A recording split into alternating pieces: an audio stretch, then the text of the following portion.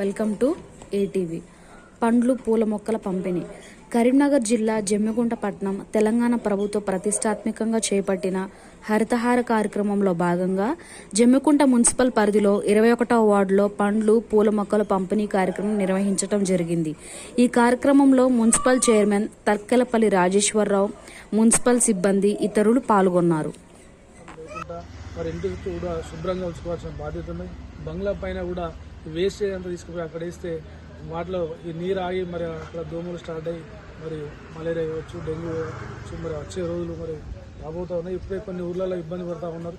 మనం కూడా ఈరోజు ఆరోగ్యం బాగుంటేనే మరి మనందరం పనులకు కానీ ఏది కానీ చేసుకోగలుగుతాం. అప్ప మరి ఈరోజు ప్రైవేట్ హాస్పిటల్కి పోతే మరి లక్షలాది రూపాయలు కూడా కొడితే మనం ఆరోగ్యంగా నష్టపోతాం, ఆర్థికంగా నష్టపోతాం. కాబట్టి మనందరం మన చేతుల్లో ఉన్నది.